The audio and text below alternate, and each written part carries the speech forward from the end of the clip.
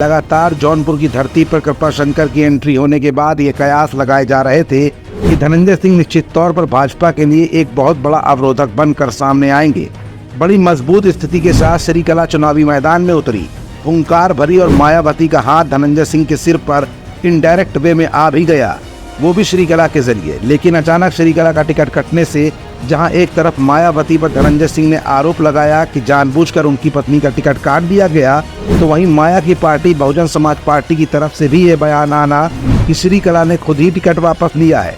इन दोनों ही सवालों के बीच सिर्फ एक बात आम जनता के दिल में खटक रही है, और वो बात है कि आखिर इतनी बड़ी बाहुबली की पत्नी होने के बावजूद श्रीकला निर्दलीय चुनावी मैदान में क्यों नहीं खड़ी हुई। दरअसल अमित शाह का इसी चुनावी उठापटक के बीच उत्तर प्रदेश का दौरा काफी अहम माना जा रहा था।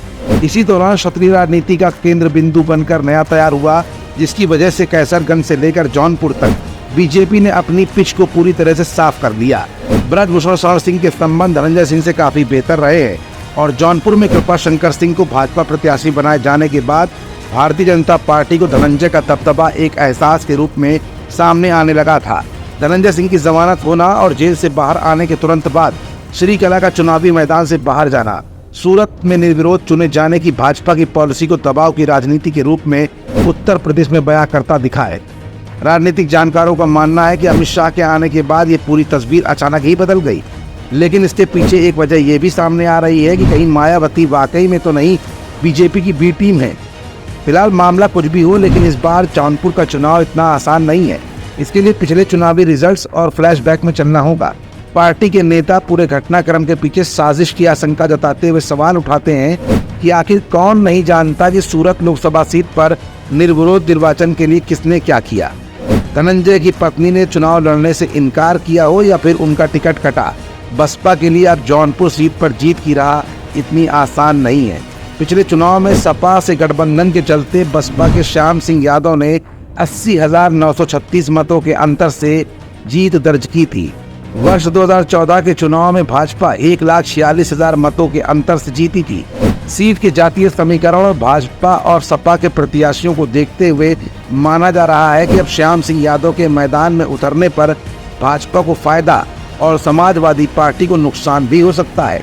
तभी जुबान से बसपा नेताओं का ये भी कहना है कि जिस तरह से प्रत्याशियों की घोषणा के बाद टिकट बदले जा रहे हैं, उससे कहीं ना कहीं बहुजन समाज पार्टी को नुकसान ही हो रहा है। ऐसा लगता है कि बसपा जीतने के लिए चुनाव नहीं लड़ रही है। यानी इस पूरे घटनाक्रम में भारतीय जनता पार्टी का कृपाशंकर सिंह को मैदान में उतारना और अचानक बहुजन समाज पार्टी का कथित तौर पर यह कहना कि श्रीकला ने टिकट खुद वापस कर लिया है और वो चुनावी मैदान में नहीं उतरेंगी।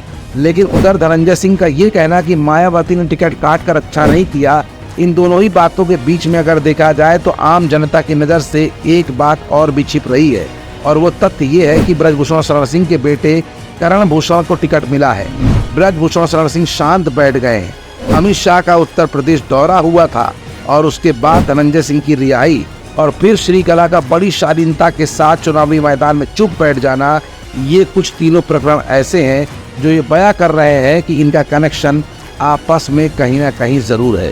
क्योंकि आप सभी जानते हैं कि जिस तरह से अभय सिंह ने धनंजय सिंह को अभी हाल ही में अपने रडार पर लिया था, और अभय इस समय खास पावर रखते हैं, और उधर ब्रजभूषण शरण सिंह के संबंध धनंजय सिंह से काफी बेहतर है।